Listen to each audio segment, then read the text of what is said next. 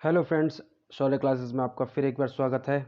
आज हमारा टॉपिक है चैप्टर था पृष्ठ क्षेत्रफल और आयतन, सरफेस एरियाज एंड वॉल्यूम। उसमें हम टॉपिक पढ़ रहे थे।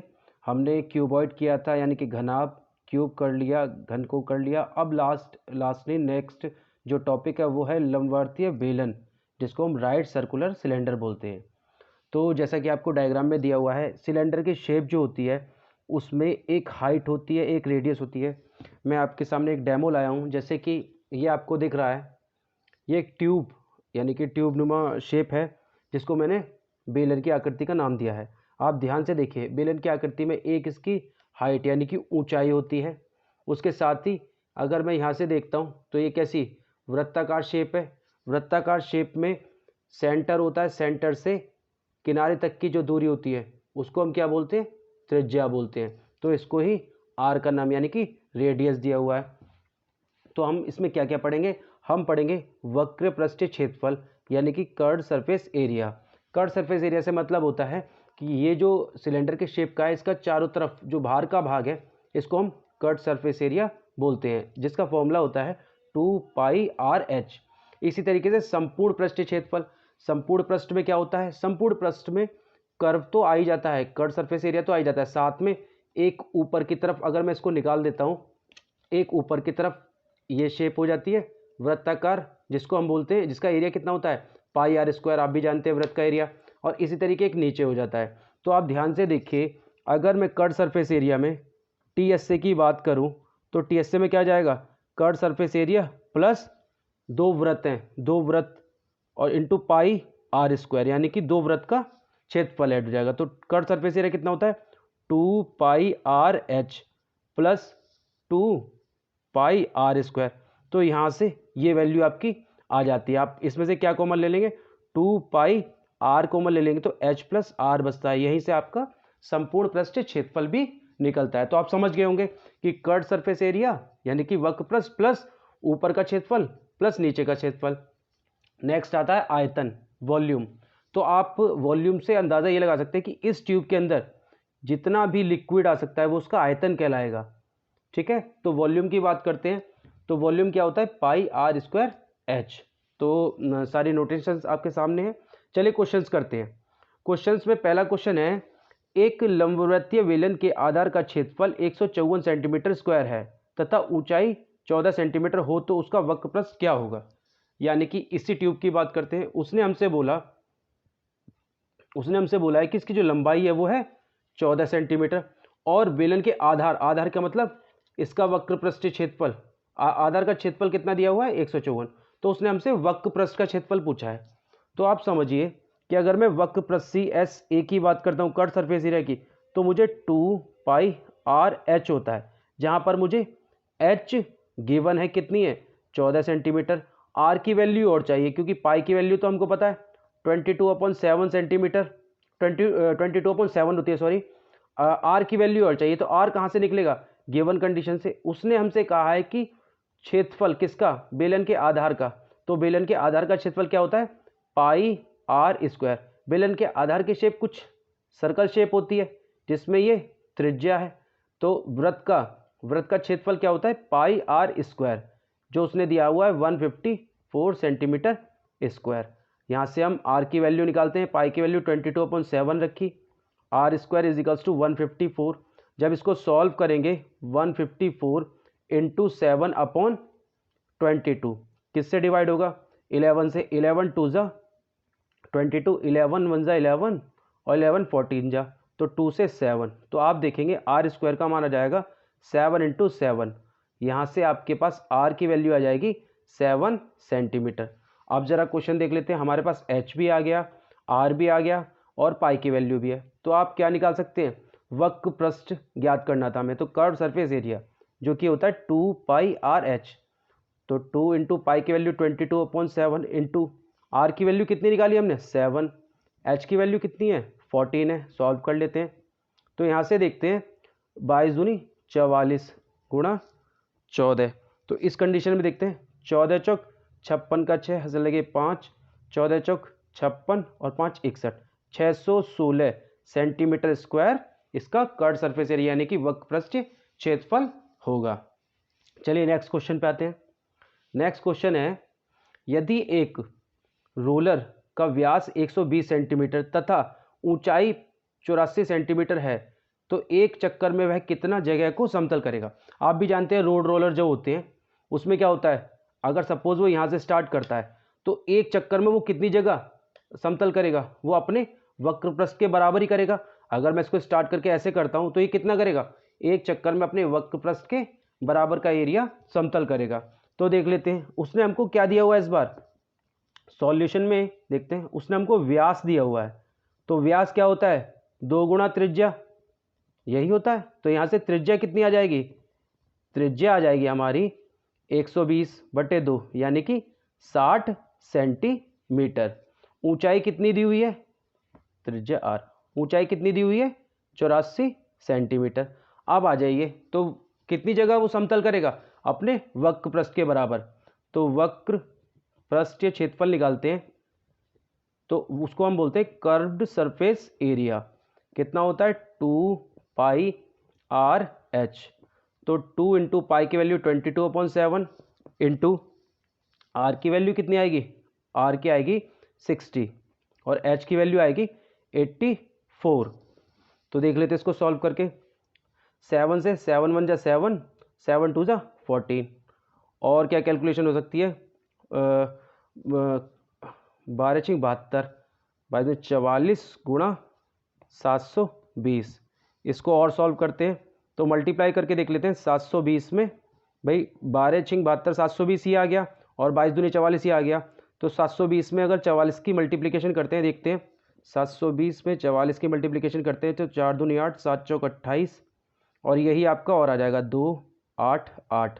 तो 8 8 8 16 का 6, हासिल लगा 1, 8 2 10 और 11 3180। यानी कि कितना आ गया आपका आंसर, 44 के मल्टीप्लाई करने के बाद 31680 सेंटीमीटर स्क्वायर। यानी कि वो रोलर एक बार में यानी कि एक चक्कर में कितना एरिया समतल करेगा, 31,680 सेंटीमीटर स्क्वायर। नेक्स्ट क्वेश्चन देखते हैं। आई होप क्वेश्चंस आपको समझ में आ रहे होंगे। मैंने ये वो क्वेश्चन लिए हैं जो मॉडरेट होते हैं, बिल्कुल आसान नहीं कहेंगे इनको, इनमें कुछ ना कुछ रूल लगे होते हैं। अब नेक्स्ट क्वेश्चन जैसे दिया हुआ है, यदि एक बेलन की त्रिज्या आधी कर दी जाए और ऊंचाई दुगनी कर दी जाए तो उसके आयतन में क्या फर्क पड़ेगा या उसका आयतन कितना होगा। मैं इसको दोनों डायग्राम से समझाता हूँ। मैंने पहले एक बेलन लिया जिसकी त्रिज्या और ऊंचाई कुछ इस तरीके से है,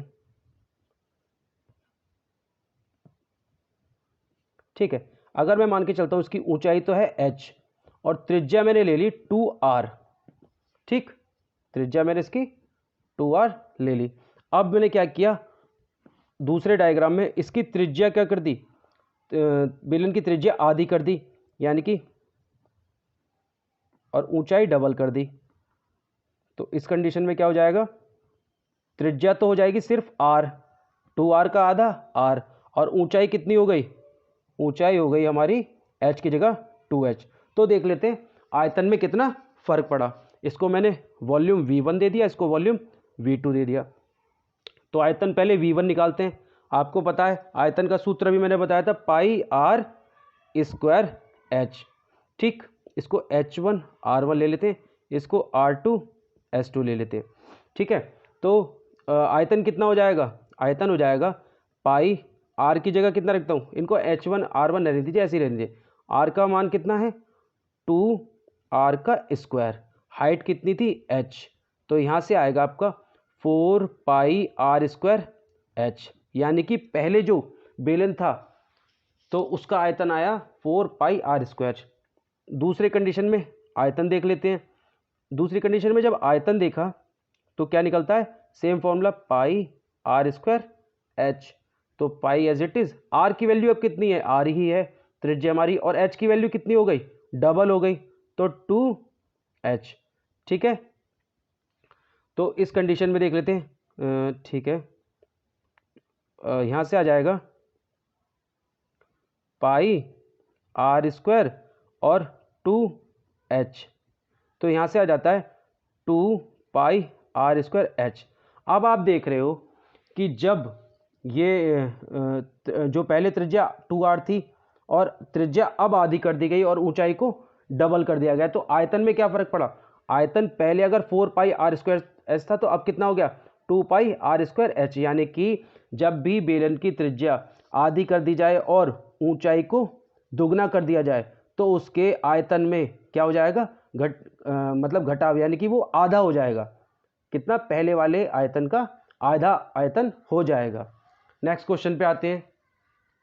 तो इसमें यही पूछा था उसका आयतन कितना होगा या कितने प्रतिशत कम हो जाएगा। तो 50% कम हो गया, आधा हो गया।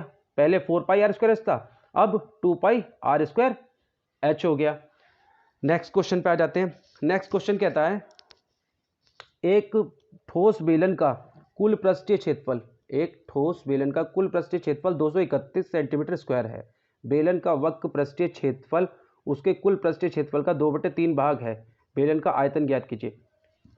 सॉरी, ये क्वेश्चन बहुत अच्छा क्वेश्चन है, थोड़ा सा लेंथी क्वेश्चन है, बस देख लेते हैं कि करना क्या है। जो जो गिवन कंडीशन है हम उसको ही फॉलो करते चलेंगे। देखते हैं, उसने हमसे बोला कुल पृष्ठीय क्षेत्रफल, तो संपूर्ण पृष्ठीय क्षेत्रफल यानी कि TS से टोटल सरफेस एरिया कितना होता है? 2πr/h + r। कितना दिया हुआ है? 231 सेंटीमीटर स्क्वायर। तो क्या मैं इसको 2πr/h + 2πr² लिख सकता हूँ? बिल्कुल लिख सकता हूँ। 231 गिवन कंडीशन थी, इसी को लिख लिया हमने। उसके बाद इक्वेशन इसको 1 मान लेते हैं।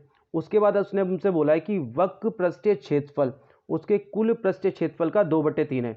यानी कि curved surface area is 2/3 of total surface area. उसका वक्र पृष्ठीय क्षेत्रफल कुल पृष्ठीय क्षेत्रफल का 2/3 है। तो कर्व्ड सरफेस एरिया कितना होता है? 2πr/h 2/3। टोटल सरफेस एरिया कितना था? 231। यहाँ जब सॉल्व करेंगे 3 सत्ते 21 इंटू 3 सत्ते 21 तो कितना आ जाता है? 2πr/h का मान आ जाता है मेरे पास 154 सेंटीमीटर स्क्वायर। ठीक है ना, कट सरफेस एरिया आ गया।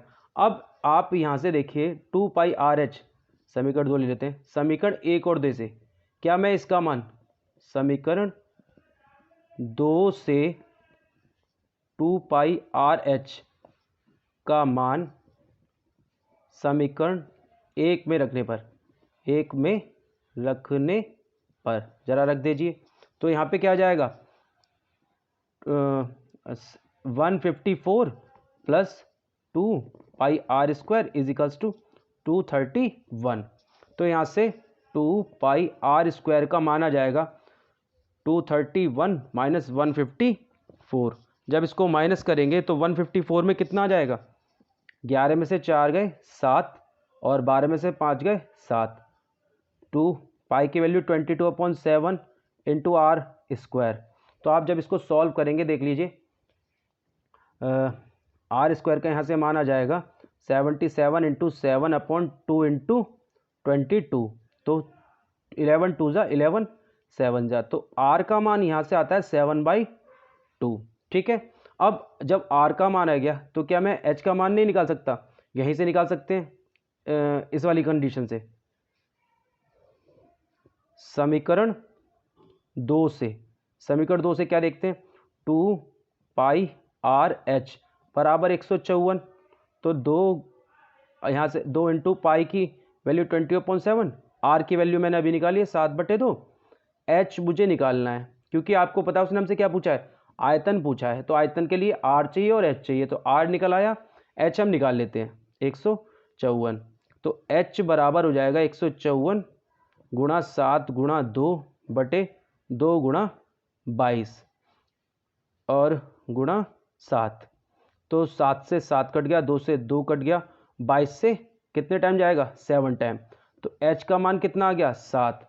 अब मुझे आयतन निकालना है, तो वॉल्यूम = πr²h। तो पाई की वैल्यू 22/7 इंटू r की वैल्यू 7/2 गुणा 7/2 गुणा h का मान 7। तो आप देखिए 7 से 7 कट गया, 2 से 11 कट गया। जब आप इसको सॉल्व करेंगे 11 गुणा 7 गुणा 7/2 तो आपका आंसर आ जाएगा, आंसर आना चाहिए इसका 7 7 49।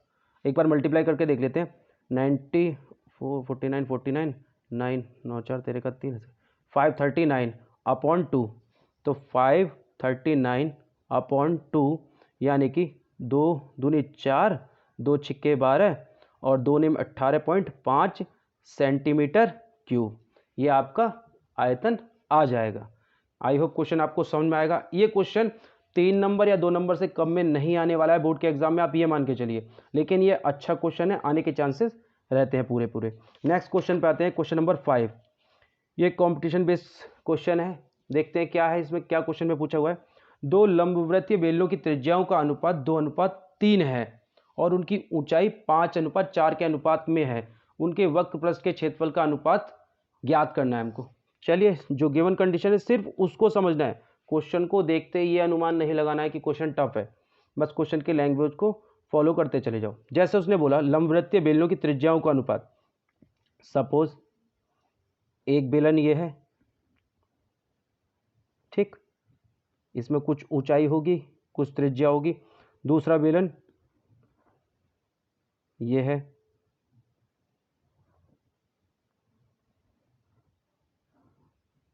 अब उसने बोला इसकी त्रिज्या r1 ऊंचाई h1, इसकी त्रिज्या r2 ऊंचाई h2। उसने बोला लंबवृत्तीय बेलनों की त्रिज्याओं का अनुपात, यानी कि r1 अपॉन r2 का मान कितना है, 2/3, ठीक, और उनकी ऊंचाई यानी कि h1 अपॉन h2 बराबर कितना है, 5/4। उनके वक्रपृष्ठ के क्षेत्रफल का अनुपात बताना है। तो आपको पता है वक्रपृष्ठ मतलब CSA 1 अपॉन CSA 2, ये इनका रेशियो बताना है। तो आपको पता है कर्व सरफेस एरिया क्या होता है, 2 पाई r1 h1 अपॉन 2 पाई r2 h2। तो 2 पाई से 2 पाई कट जाएगा। आपको पता है r1 upon h2 r1 upon r2 की वैल्यू कितनी है, 2/3 इंटू h1 अपॉन h2 की वैल्यू कितनी है, 5/4। तो यहाँ से क्या आ जाएगा, 2 दूनी 4। तो आपके सामने अनुपात आ गया, यानी कि उनके वक्रपृष्ठ कर्व सरफेस एरिया फर्स्ट वाले बेलन का बटे कर्व सरफेस एरिया दूसरे वाले बेलन का, अनुपात आ गया 5:6। तो आपका राइट आंसर यही होगा। आई होप क्वेश्चंस आपको समझ में आए होंगे। इसी तरीके के अच्छे अच्छे क्वेश्चंस के लिए चैनल को लाइक करें, सब्सक्राइब करें। Thank you.